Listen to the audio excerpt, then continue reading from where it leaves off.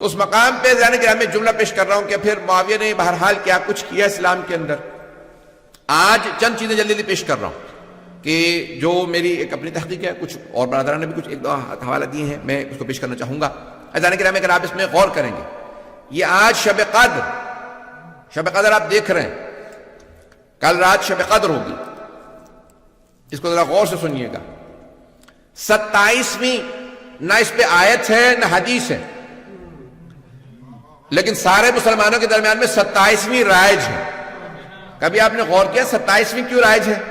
کیونکہ جب مولا کی شہادت کی خبر آئی 26 ماہ رمضان کو مدینے میں, تو سب نے سوگ منایا سوائے ام المؤمنین کے, انہوں نے خوشی منائی. اور پھر جب شام خبر پہنچی تو معاویہ نے 27 کو جشن کا اعلان کیا اور کہا یہ افضل ترین رات ہے کیونکہ آج ہمیں اچھی خبر ملی ہے. اس نے خوشیاں مناؤ. کیوں, کیا ہوا؟ کہا علی جو ہیں وہ کوفے میں سجدے کی حالت میں مسجد کوفہ کے اندر مار دیے گئے. شہید تو ہم کہہ رہے ہیں, وہ تو کہتا ہے مار دیا گئے کیونکہ وہ مسلمان نہیں مانتا تھا مولا کو. تو وہ باقاعدہ ممبروں سے مولا کا نام لے کے توہین کراتا تھا, تبرہ کراتا تھا 40 سال. اذان گرامی جس نے, ابھی میں نے صرف اس کے بدعتوں کا باب ہی نہیں کھولا, یہ جو ہمیں قوم مقدس میں میرے ایک بہت بڑے بزرگ استاد, ان کا پچھلے سال انتقال ہو گیا کورونا میں, شیخ جعفر الحادی, بہت بڑا تاریخ کا نام ہے. اور یعنی انہیں ایک ایک امام علیہ السلام پہ, وہ کہتے تھے صرف امام صادق پہ میرے پاس 50 سے زیادہ کتابیں جو میں نے پڑھی, ایک ایک امام علیہ السلام, اور بعض اوقات ایک کتاب ہی 16 جلدوں کے اندر ہے. یعنی بہت بڑے محقق تھے تقابل ادیان کے اندر. اور انہوں نے جو پورا کا پورا بنو امیہ کا, میں تفصیل میں نہیں جا سکتا, وہ کہتے تھے کہ سب سے بڑا بات یہ نہیں کہتے نا کہ بھئی اس آدمی نے اتنی بدعتیں قائم کی, 2 یا 4 6 8, دوسرے نام نہیں لے رہا ہوں, آپ حضرات گھبرا رہے ہیں, کسی کا میں نے نام نہیں لیا سوا معاویہ کے, میں نے کسی کا نام نہیں لیا. اگر آپ نام لکھیں گے نا اس آدمی نے اتنی بدعتیں کی, اس نے اتنی بدعتیں قائم کی اسلام میں, اس نے اتنی بدعتیں, تم بتاتے ہو آج ہم بتا دیتے ہیں, پتہ نہیں لوگ ہیں یا نہیں.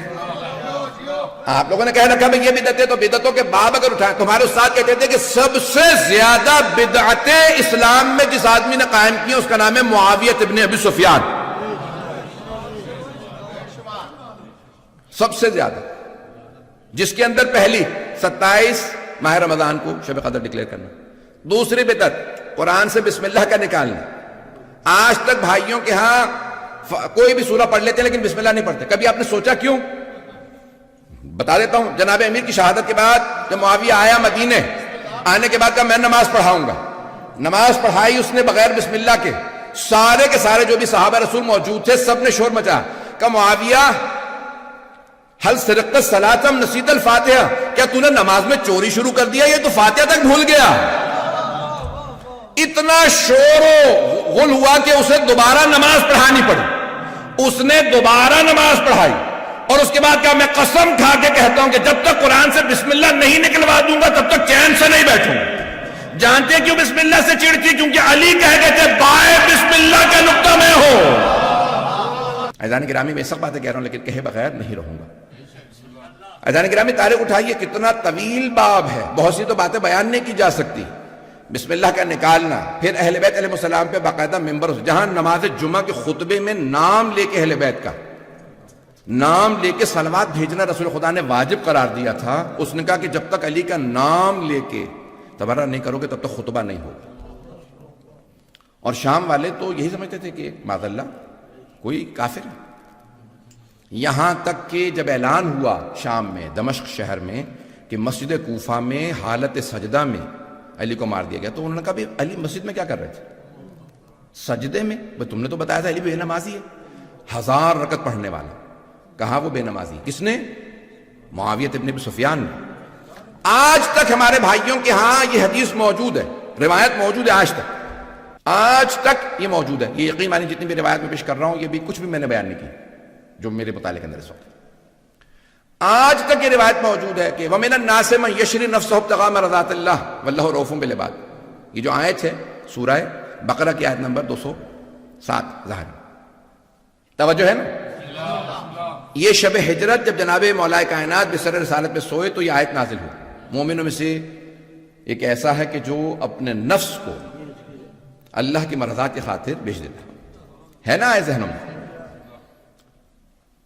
معاویہ نے ایک صحابی کو پیسے دیے, کہا کہ آپ کو پیسے دے رہا ہوں, کوئی ایسی حدیث بنا دو پیغمبر سے کہ کہو کہ یہ علی کے لیے نہیں آئی, یہ عبد الرحمن ابن ملجم کے لیے آئی. کس کے لیے؟ قاتل امیر المومنین کے لیے. اور آپ کے خیال میں ختم ہو گئی؟ نہیں، ابھی تک موجود ہے بہت سی کتابوں کے اندر. کس نے پیسے دیے؟ معاویہ بن سفیان.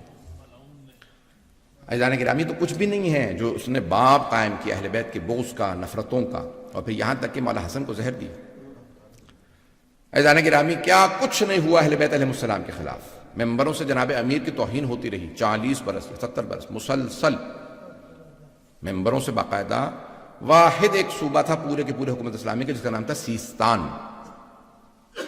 یہاں سے آسیستانی سیستان، جس کو کہا گیا بعد میں پھر سگستان. سگ کہتے ہیں کتے کو، یعنی یہ کتوں کا صوبہ ہے، کیونکہ یہ علی کو تبرہ نہیں کرتے. واحد صوبہ تھا جس میں مولا علی علیہ السلام کا کہا نہیں، ہم علی پہ تبرہ نہیں کریں. سگستان کہا گیا. پھر وہ عربی کے اندر کوئی گاف نہیں ہے تو ہو گیا سجستان، پھر بعد میں سیستان. توجہ ہے؟ مجھے پتا لوگوں کو سامسونگا رہے گا ابھی.